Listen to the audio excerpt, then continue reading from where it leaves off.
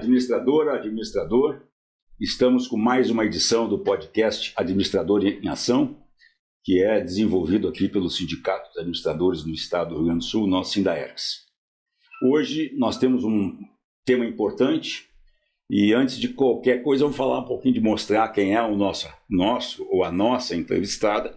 Vamos falar um pouquinho sobre o currículo e a experiência do entrevistado de hoje. Ela é empresária, já matei quem é, né? Então vai ser uma moça, uma menina, uma guria. Ela é empresária, consultora profissional, especializada em gestão, processos e projetos organizacionais, com mais de 30 anos de experiência em diversos segmentos: saúde, telecom, energia e financeiro. Uma boa área de experiência, né? Ela também é Chief Happiness Officer e mais ESG, avaliadora, membro da ELA na saúde, Grupo de Mulheres do Brasil e mentora no Atrium Moinhos.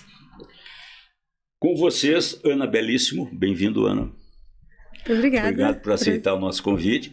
Importante, gente, administradora e sócia do Sindaergs, né, que é o mais importante. Então, exatamente. Aproveitando, deixa, Ana, seja sócio do Sindaergs, né, para fortalecer ainda mais a nossa profissão, né, e tratar dos interesses dos administradores no Rio Grande do Sul. Ana, bem-vinda.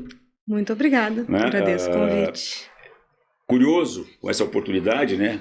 Porque a gente já vinha conversando há algum tempo para trocar ideia, e eu acho importante porque, primeiro, por tu seres administrador, né? Segundo, falar um pouco sobre o universo feminino no mundo empresarial, né? Eu sou de uma geração em que ainda poucas mulheres se aventuravam no mercado empresarial por dificuldades, né? E hoje a gente sabe que as mulheres estão dominando cada vez mais, né, com a sua competência, a sua capacidade. Então eu tenho muita curiosidade e eu acho que o nosso público também vai ter.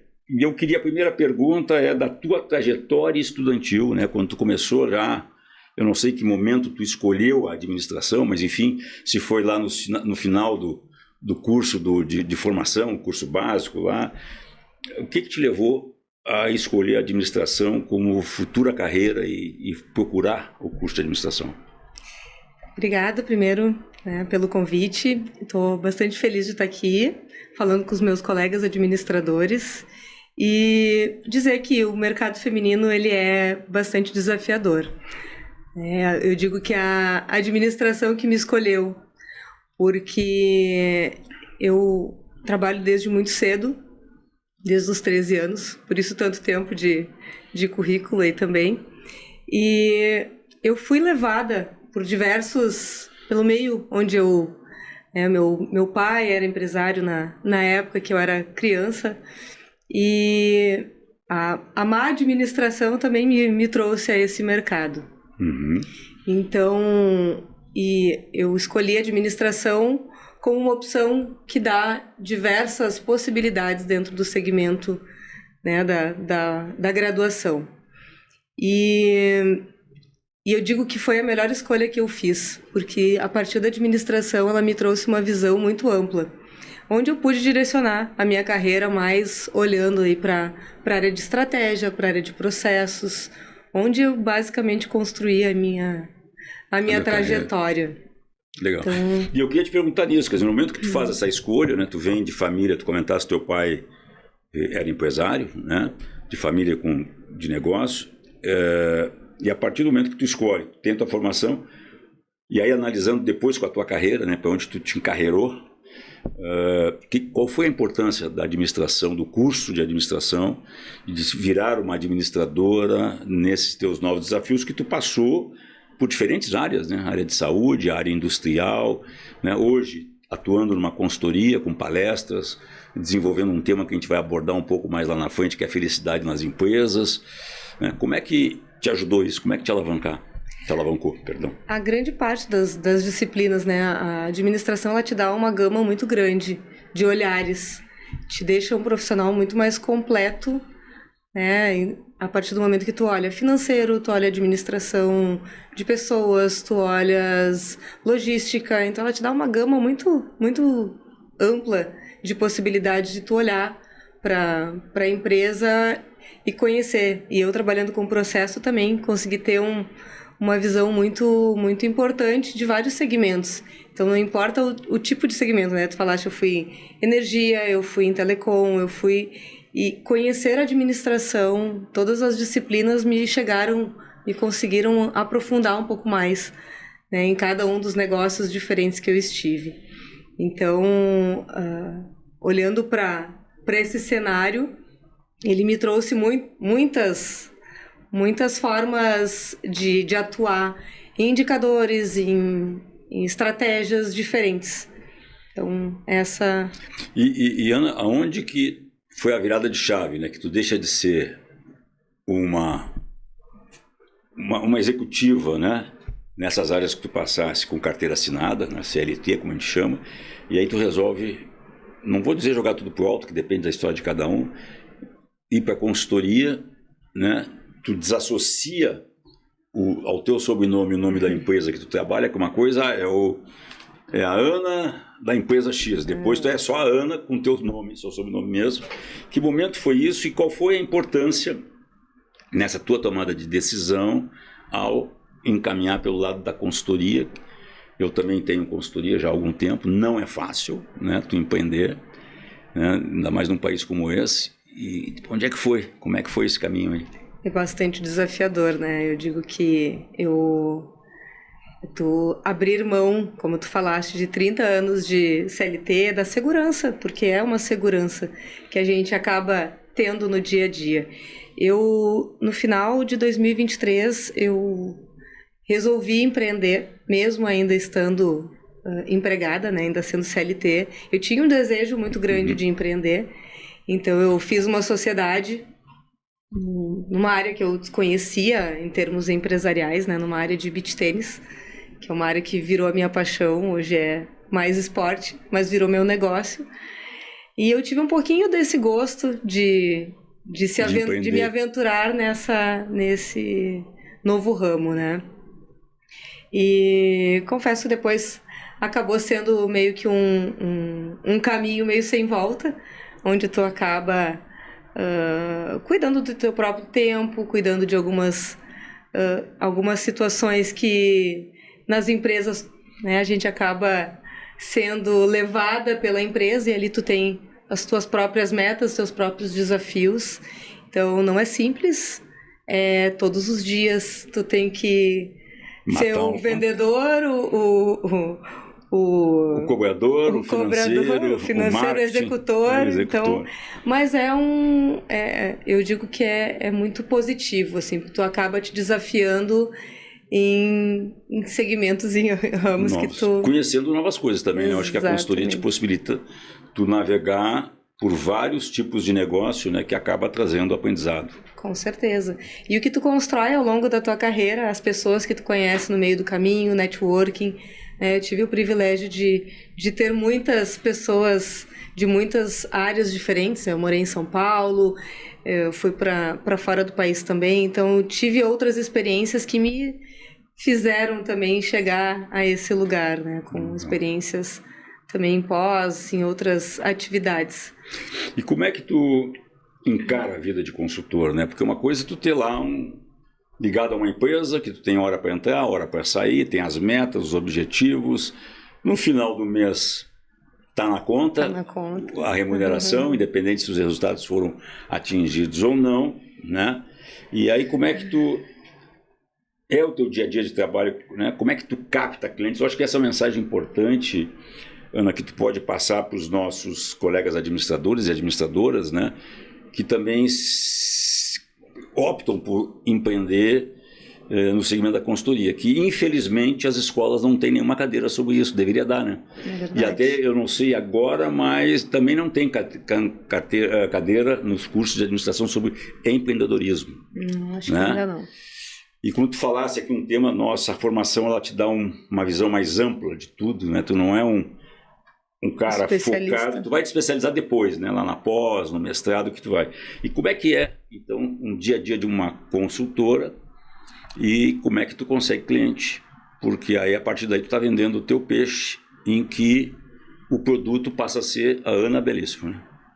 E aí? Exatamente. É desafiador, porque tu tem que captar, tu tem que ir a eventos, tu tem que ir em feiras, em locais onde está o teu público, né? Acho que primeiro o mais importante é tu entender quem é o teu público. E no meu caso ainda tem é muito novo, né, no mercado o segmento em que eu estou me direcionando a partir de agora. Então tem que fomentar muito sobre o teu tema, sobre o teu público, conhecer muito esse mercado e circular em diversos locais onde tem, enfim, onde tem desenvolvimento de pessoas, onde tem encontros de empresários com o teu público. Então, conforme é o teu público, tu define e mapeia onde estão as principais oportunidades, né? Em parcerias com o próprio segmento, né, da tua formação. No meu caso, o Sindergs foi um super parceiro, está sendo um super parceiro nessa captação também, né? Nessa caminhada, né? Os conselhos e outros locais onde tem pessoas de negócios e focados no teu público, no teu segmento. Deixa eu botar uma curiosidade. Quando eu comecei na consultoria, na minha, né? Eu abri a consultoria em 1995, no auge do Plano Real. Deixei de ser carteira assinada, né? Abri mão, sempre trabalhei, na iniciativa privada. Ainda tem preconceito com o consultor, que eu me lembro que uma vez um amigo meu, de frequentar a minha casa, de comer churrasco junto, quando eu vou lá bater na empresa dele e oferecer, ele me vem com uma máxima que consultor é aquele cara que não consegue emprego em lugar nenhum, aí vira consultor. Ainda existe preconceito quando tu bate na empresa, né? Principalmente talvez naquelas que tu não conhece, ou talvez naquelas que os proprietários são mais amigos, né? Ditos amigos, entre aspas, né? Tu receber essa frase aí pela frente? Acontece. Ainda tem? Ainda tem. E também tem o preconceito de ser mulher, né? Eu ia te contar. Ainda também. Consultora e mulher. Já melhorou muito, né? A gente já evoluiu bastante. A gente vê nas empresas. Ainda tem muitas empresas com cargos e posições altamente masculinas. Mas acho que é uma barreira que a gente está quebrando, mostrando a competência da mulher, mostrando a sensibilidade, né? Porque não é uma guerra entre o masculino e o feminino, e sim tem espaço para todos, né? Cada um com as suas competências, com as suas habilidades. Acho que a mulher tem muito a ensinar e a trazer aí para as gestões das empresas, né? Com a sua sensibilidade, com o seu cuidado. E isso vem muito ao encontro do que eu resolvi fazer. Nós vamos falar depois sobre isso, né? Mas vem muito ao encontro de ter esse olhar feminino. Então ainda tem a máxima de que o consultor não entrega nada, né? Vai lá, te cobra e ainda... Vai dizer o que já sabe, né? Que eu já sei. Exatamente. Infelizmente, sofremos muito nisso. Ainda tem isso. E o que na tua leitura hoje, vivendo a tua experiência... agora de ter que empreender o teu negócio, né? Vender onde o produto é a Ana, né? Como palestrante, como consultora. O que tu acha que na faculdade faltou? Que teria talvez te ajudado ou te encurtado caminhos, né? Lá, como cadeira, como formação. Acho que uma delas tu já trouxeste aqui, né? Como empreender, é como a gente consegue... trazer todas essas questões de empreendedorismo, de colocar a própria parte de venda de serviço, né? Não uma coisa que a gente está habituado ou que a gente aprende na faculdade, né? Acho que tem algumas possibilidades aí de negócio que pode ser melhor explorada dentro das graduações. Sair mais para a prática e menos para a teoria? Mas conseguir mostrar esse universo diferente do dia a dia, da prática dos administradores. Esse eu acho que é um grande conflito das escolas, né? Que ainda é um volume de teoria que é jogada, né? Inclusive teve no programa que eu entrevistei o Alessandro Barcelos, né, atual presidente do Inter, ele dizia que muitas coisas que ele estudou, né, entre elas até brincou a fórmula de Bhaskara, que ele nunca mais aplicou, que não sabe para que serve, né? Eu também fiquei pensando, né? E onde é que eu utilizei isso aí? Provavelmente alguma coisa sem querer a gente usou, mas enfim. E eu também, quando eu fiz a formação, né, eu fiz um ano de engenharia, sou formado em licenciatura curta em ciências e depois fui para administração, né? Eu também, muita coisa que apareceu nos bancos escolares, não só na parte da formação no primeiro e segundo grau, mas também na universidade, a falta de talvez de empreendedorismo, de falar um pouco mais sobre fazer as coisas, aonde buscar apoio, recursos. Se bem, né, Ana, que na minha época de formação em relação à tua, eu acho que tem muito mais coisa hoje do que tinha na minha, no sentido de ajudar, né, na área de fomento, na área de incentivo. Mas, enfim, a gente vive essa realidade. E agora, desculpa. Não, pode falar. E agora com toda a questão de tecnologia, né? Eu acho que principalmente o que vem forte aí, inteligência artificial, é como a gente melhorar, né? Já para os novos administradores que estão vindo aí, é como usar isso a favor, porque a gente pode utilizar muito em produtividade, em eficiência, que na minha época, na tua, também não tinha, né? Então é como usar essas ferramentas a favor dos futuros administradores. Tu traz um ponto importante, até vou fazer um merchandise aqui para os nossos espectadores, quem está nos assistindo, nos seguindo nas redes, que nós aqui estamos desenvolvendo, está quase pronto um curso sobre ChatGPT, né? Mas de uma forma mais, não tão sofisticada, com tantos termos técnicos, mas realmente para que as pessoas possam entender e manusear e como trazer isso a seu benefício. E eu trago um exemplo meu. A questão de uns 40 dias atrás, eu estava presente numa formatura de um curso de pós-graduação de administração, fui como convidado, mas eu tenho aí um colega diretor que coordena aqui a área educacional e eu não fui preparado para discursar nem nada. E cheguei lá, o coordenador do curso me botou na fria, não, tu vai ter que dar uma palavra. E aí eu, e agora, né? Eu não sei nada. E fui para o ChatGPT e botei ali um discurso curto para formandos em pós-graduação. Bom, vou te dizer assim, ó, caiu o butiá do bolso, como a gente diz aqui no Rio Grande do Sul, né? O cara deu um textinho rápido ali com tudo, né? Bem consistente, e acabei me valendo da ferramenta e foi muito bom. Então vai ter aqui um curso que a gente vai, ainda nesse ano de 2025, colocar, fique ligado aí nas redes sociais do sindicato. Muito bom. Né, para poder, e tu já está convidada a participar. Obrigada. Ana, e das cadeiras que a gente estuda, né? Quais foram as importantes assim, que te ajudaram na tua vida, tanto na iniciativa privada quanto agora como consultoria? O que foi mais importante que tu considera? O marketing, a comunicação, o RH, a logística, comercial, né? E outras cadeiras que a gente estuda, estatística, né? Administração financeira, contabilidade, o que tu acha que ainda tu tem peso nas tuas tomadas de decisão e te ajuda nessa tua jornada hoje de consultoria? De certa forma, todas elas deram base para evoluir em outras, né? Mas, hoje em dia, sem marketing, tu não... né? Entra em diversos aspectos, né? De como vender, de como estruturar produto. Para mim foi essencial toda a parte de estratégia, de planejamento estratégico, de processos, né? Na minha época não foi muito abordado, mas foi onde despertou também o meu interesse para seguir nessa linha, porque com base nisso tu consegue mapear e entender diversos segmentos e trabalhar e atuar em cima disso.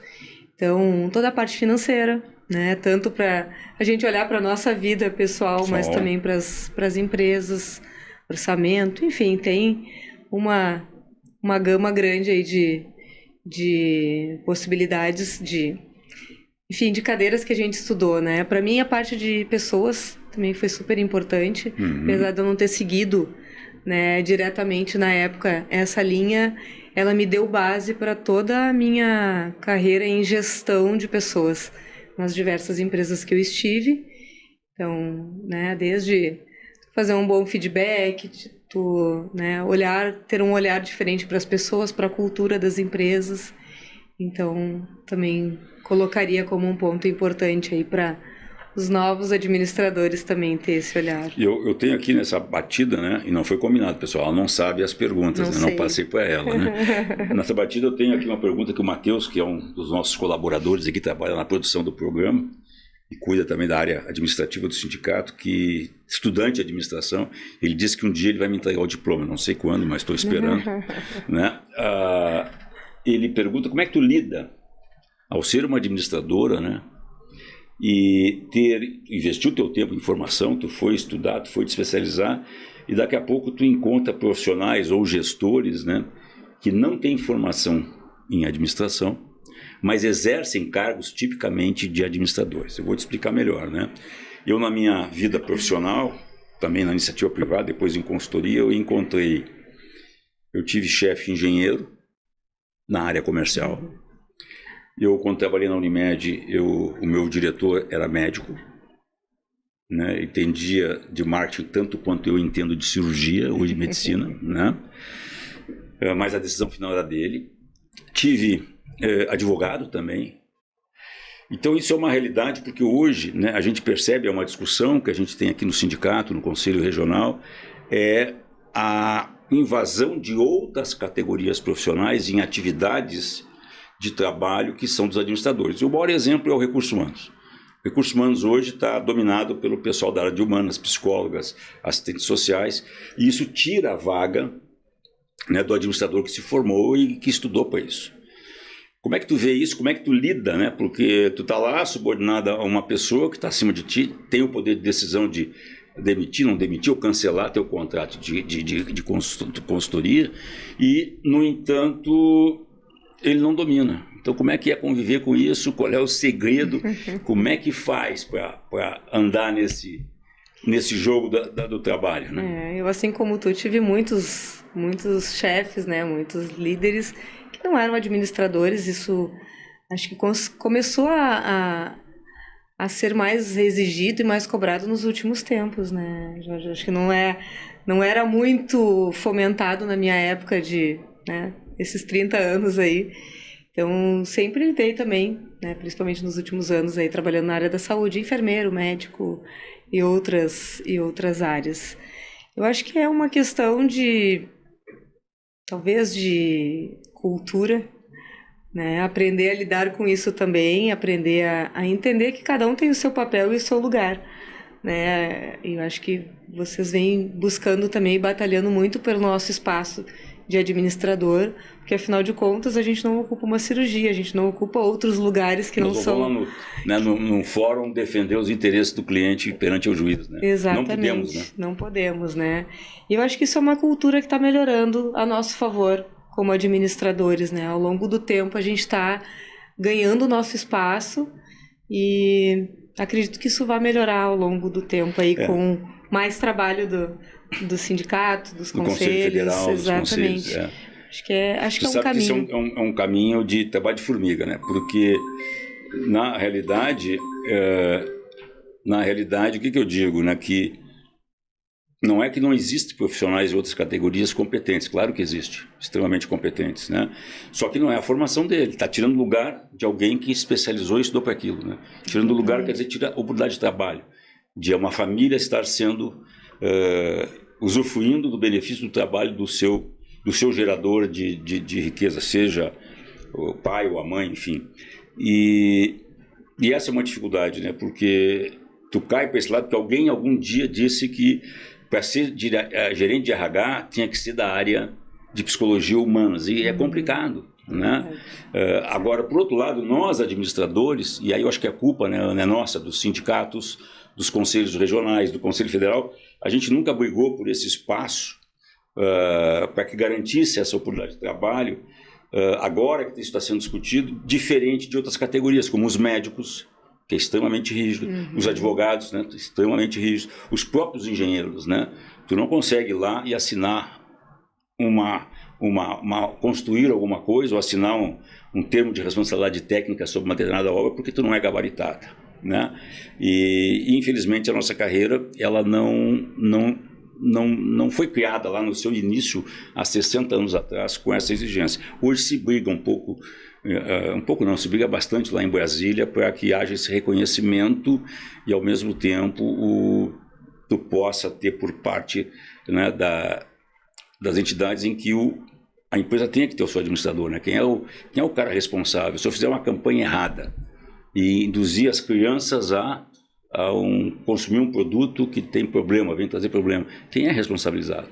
Isso acontece na engenharia, ou aquele médico que fizer uma cirurgia mal sucedida, ou um advogado que não cumprir lá toda a ética, todos os processos que o direito exige na defesa do seu cliente. Quer dizer, Então é um ponto que a gente tem que batalhar por isso. Eu não sei qual é a tua opinião em relação a isso aí.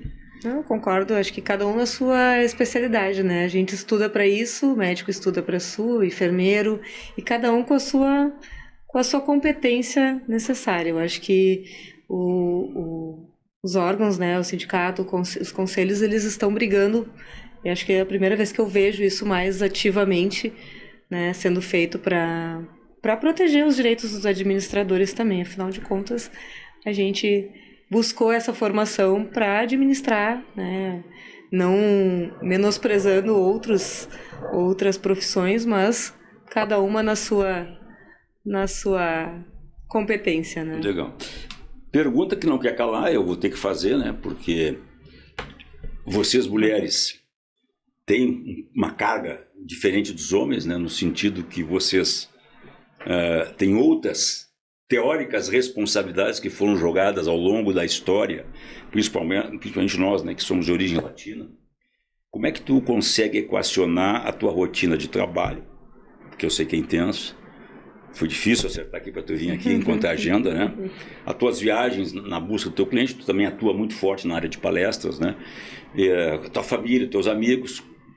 Como é que tu consegue administrar e quais as dificuldades que tu encontrou, né?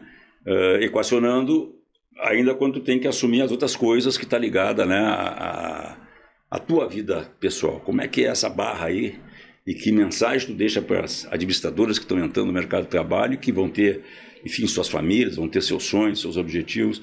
Como é que é isso aí? Então, a gente precisa organizar as rotinas, né?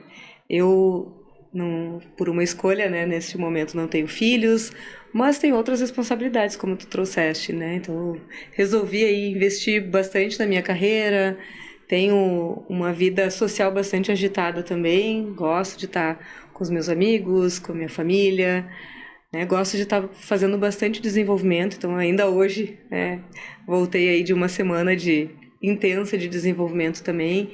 Então, é conseguir organizar essa rotina, treinos, porque eu, né, além de tudo, ainda tenho bastante, faço esporte, treino, então conseguir organizar de uma forma que tu cuide da tua saúde, em primeiro lugar, né, da tua fé, das coisas que tu acredita, do teu trabalho, da tua família. Acho que são coisas que a gente precisa equacionar para que a gente tenha tempo para tudo isso, porque nem só de trabalho, né, a gente também tem que cuidar de todas essas outras coisas para ter um equilíbrio e para conseguir dar o melhor aí para os meus clientes, para minha família, para as pessoas que estão em volta de mim. Então, é equacionar esse tempo mesmo e organizar dentro da rotina, organizar dentro do que se tem disponível para que consiga dar conta de tudo. Tu sugere o que? Primeiro, cuidar de ti, tentar tu te organizar, né? Que é, como tu falaste, a questão do teu esporte que tu gosta, enfim.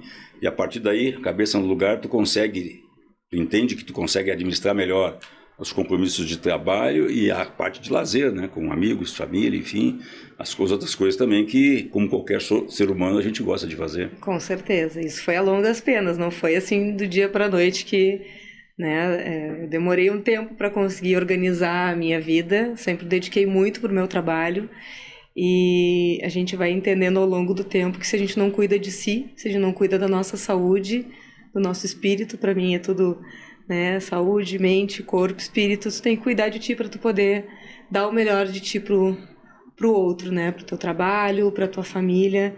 Então, primeiro de tudo é saúde. Então, tu conseguir ter uma rotina, e aí eu digo saúde, eu não digo doença, né, e vai muito ao encontro do que eu acredito que é tu conseguir ter uma organização do teu tempo para ter a tua rotina de esporte, seja a tua caminhada, enfim, para que daí tu possa tá pronta aí, com a bateria carregada para tocar o resto. Exatamente. Ninguém consegue cuidar do outro se a gente não tá bem consigo mesmo. E mais uma vez eu pegar um gancho que tu me deixa, vou aumentar um assunto que o povo quer saber. Felicidade. Né? Que eu sei que é um dos temas que tu tem trabalhado, dedicado, né? Estudado bastante sobre isso, sim, fazendo palestras, né? Que é a felicidade nas empresas, né? Para mim, eu ouço isso, eu entendo, eu sei que é o tema da moda na administração, né? Mas coisas que eu, quando comecei a trabalhar nos anos 70, os empresários não se preocupavam com isso, ninguém, até há pouco tempo, né?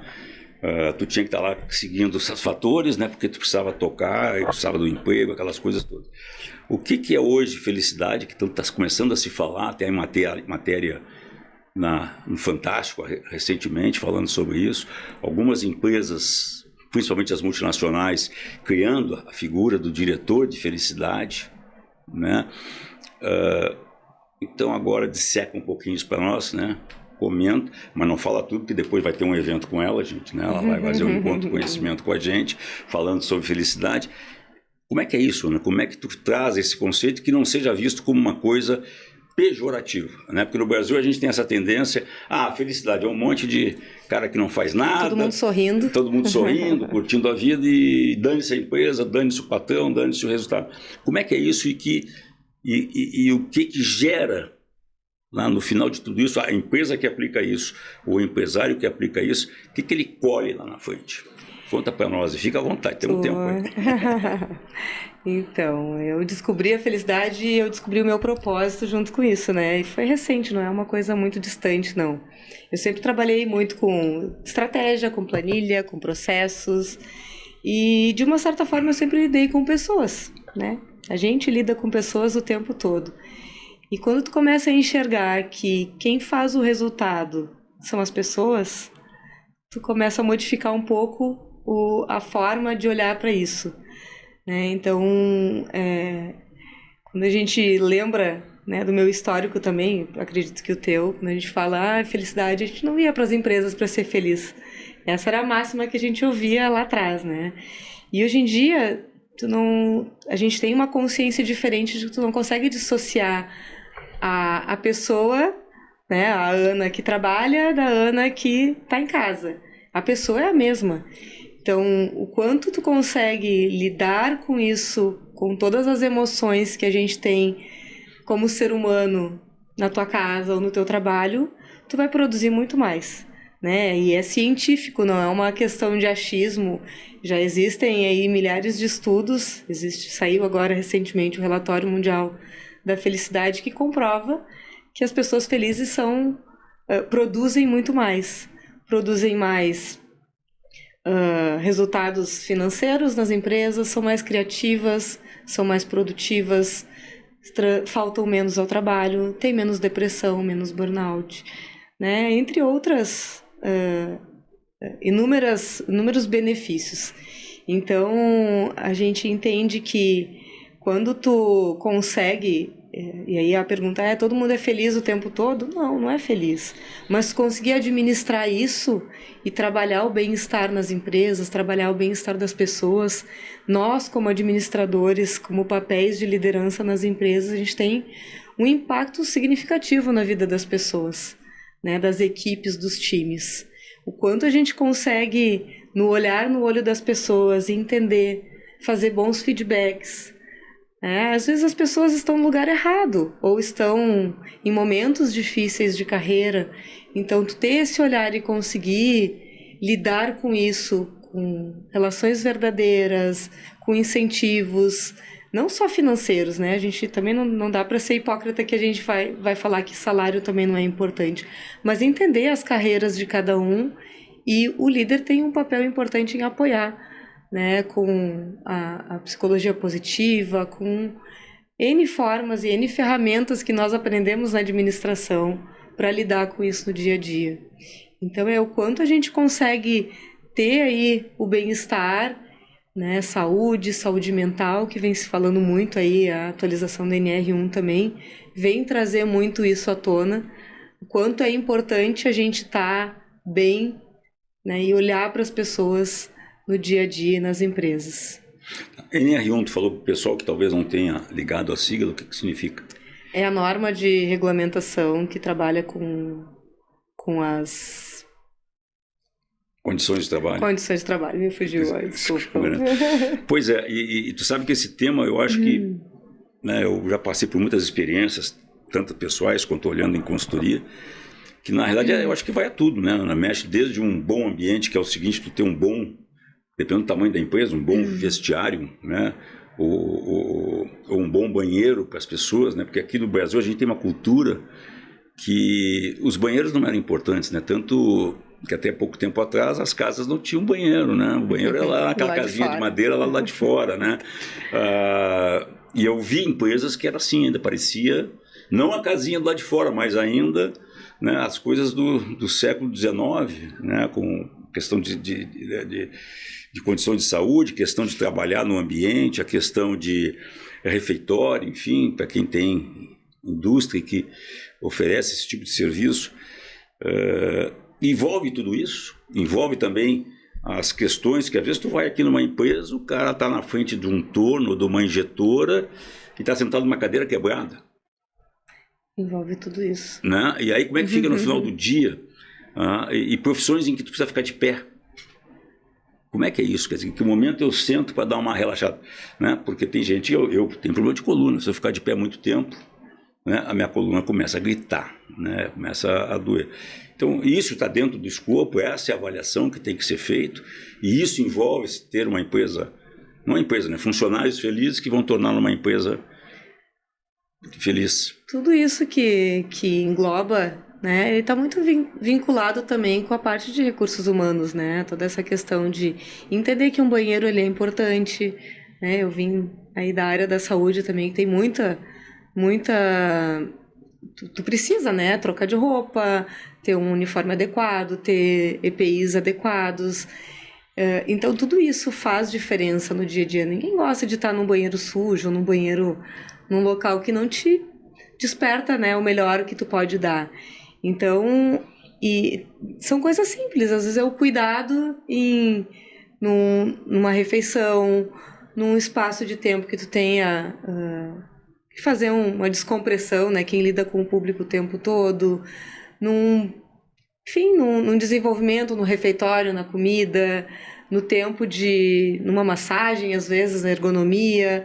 Então, tem diversos aspectos que podem ser trabalhados para fornecer, né, uma melhor condição aí de trabalho para o...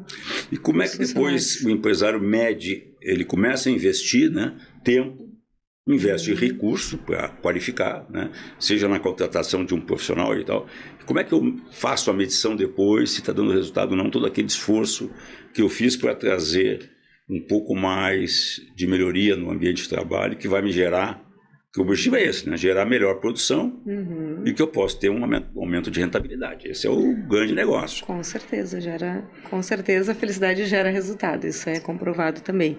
Então, tu, através de diagnósticos, né? Tem ferramentas científicas que tu pode aplicar para verificar engajamento, sofrimento mental, florescimento dessas pessoas, o quanto isso está gerando de benefício, de melhoria no clima, né? Hoje várias empresas já investem em pesquisas de clima e muitas vezes a gente acaba não olhando para o resultado disso para aplicar dentro da empresa, né? Então, são formas que tu pode, no diagnóstico, identificar onde estão os principais pontos de melhoria para esses funcionários, para essas equipes, e trabalhar e fazendo ou pulses, né, medições periódicas, ou a própria medição do novo resultado, de um novo diagnóstico, e acompanhando a evolução, e também em diversos outros indicadores.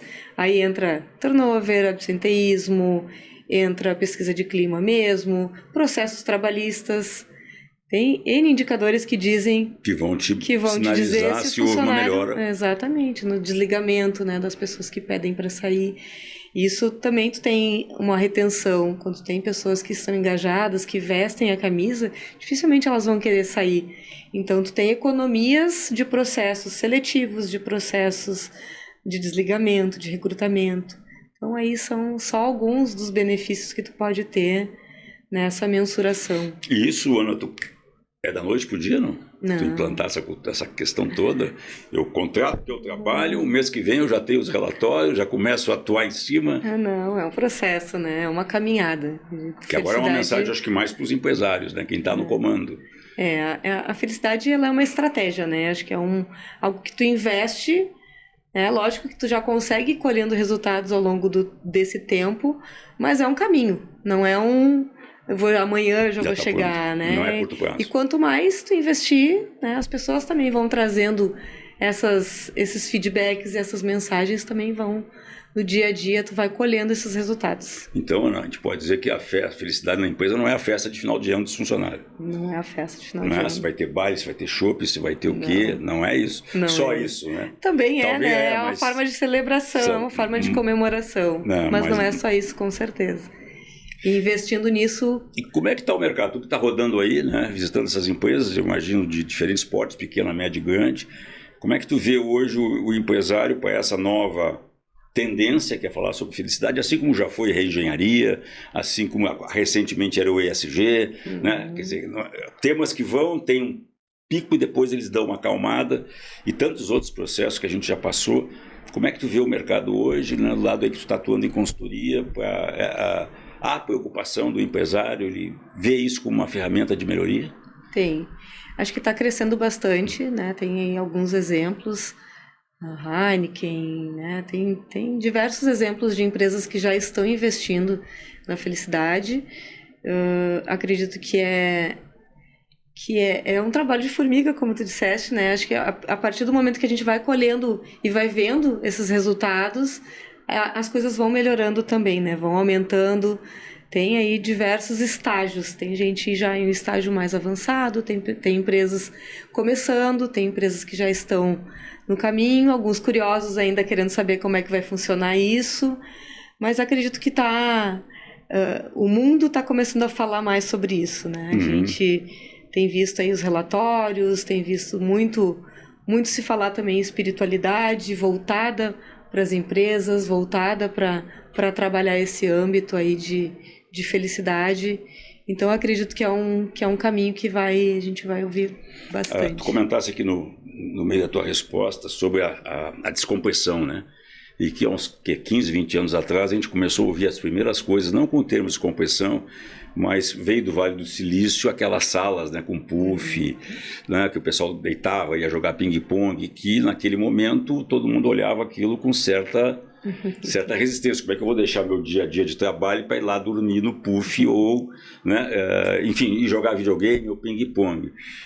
Tu acha que isso nasceu lá no Vale do Silício com o pessoal da área de tecnologia e que hoje está consagrado, ou ainda existe resistência de eu trabalhar a descompressão, né? Que aí eu vou também estar junto à pergunta da questão de pressão diária que eu tenho que mostrar resultado, né? Eu como empregado ou até mesmo consultor, apesar que o pessoal acha que não tem, dependendo do teu estilo de trabalhar, né?